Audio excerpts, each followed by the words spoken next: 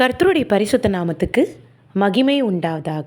இங்கே பாருங்கள், இந்த மான் இது ஒரு பெண் மான். ஹல்லேலூயா.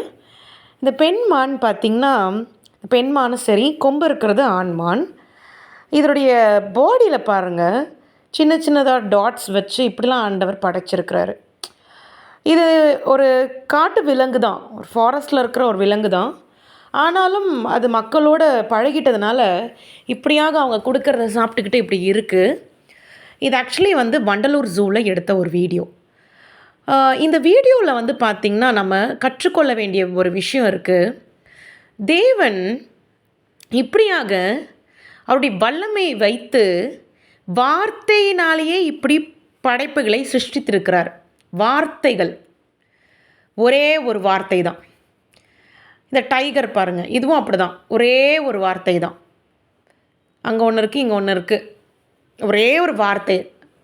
அப்போது இப்படி வல்லமை நிறைந்த தேவனை எப்படியெல்லாம் நம்ம தொழுது கொள்ள வேண்டும், எப்படியெல்லாம் நம்ம பாராட்ட வேண்டும், எப்படியெல்லாம் புகழ வேண்டும், எப்படியெல்லாம் நம்ம அவருக்காக உழைக்கணும், எப்படியெல்லாம் கீழ்ப்படியணும் அப்படி என்று சொல்லி நம்ம நினைக்கும் பொழுது அந்த ப்ராக்டிஸை வளர்த்துக்கணும். ஆண்டவருக்கு எப்படி மரியாதை கொடுக்கலாம், எப்படி மதிக்கலாம் அப்படின்ற சொல்லி.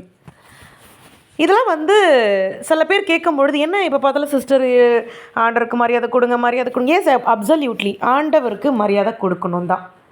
ஏன்னா எல்லா படைப்புகளுக்கும் மேலானவர், எல்லா படைப்புகளையும் படைத்தவர். இந்த அனிமல்லாம் பார்த்திங்கன்னா, it's a very ferocious animal. 2 fencing போட்டிருக்காங்க பாருங்கள். ஹியூமன் பீயிங்ஸ், யாரும் மனிதர்களை அட்டாக் பண்ணக்கூடாதுன்னு இப்படி ஃபென்சிங் போட்டு வச்சுருக்காங்க.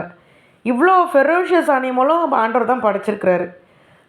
டொமஸ்டிக் அனிமல்ஸு, வீட்டு விலங்குகளும், காட்டு விலங்குகள் எல்லாமே அவர் தான் படைச்சிருக்கிறார். அப்போ அவருக்கு எவ்வளோ ஞானம் இருக்குது, அறிவு இருக்குன்னு பாருங்கள்.